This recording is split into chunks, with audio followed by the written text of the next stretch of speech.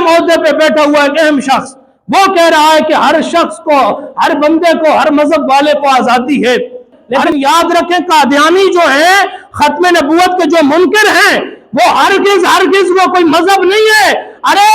وہ میرے مصطفیٰ کے ختم نبوت کے غدار ہیں. وہ اپنے آپ کو تو بد مذہب کہتے ہی نہیں، وہ کہتے ہیں ہم مسلمان ہیں، اور ہم سارے جو رسول اللہ کے ماننے والے وہ ہم سب کو وہ کافر سمجھتے ہیں.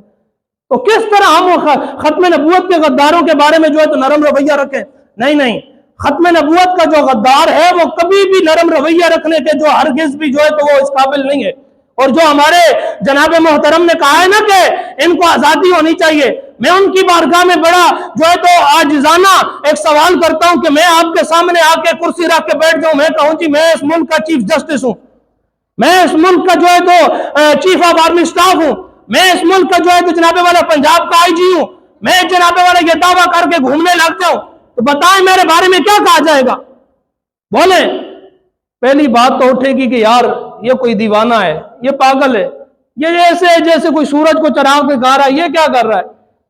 اگر یوں سمجھ آئی کسی کو تو وہ اٹھا کے پاگلخانے میں مجھے پھینکیں گے، اور اگر کسی کو یوں سمجھ آیا تو وہ کہیں گے نہیں یار یہ غدار ہے، یہ آئین پاکستان کے ساتھ غداری کر رہا ہے، یہ پاکستان کا غدار ہے، اسے اٹھاؤ، اس کو ملک سے باہر نکالو یا اس کو زندان میں ڈالو کہ یہ غدار ہے. ارے جو تمہارے عہدے کے سامنے، تمہاری جناب والا کرسی کے سامنے کرسی رکھ کے بیٹھ جائے وہ پاکستان کا غدار ہو سکتا ہے، تو جو میرے مصطفیٰ کی ختم نبوت کا انکار کر کے وہ کانا دجال کہے کہ میں نبی ہوں، اور اس کے ماننے والے پاکستان میں اس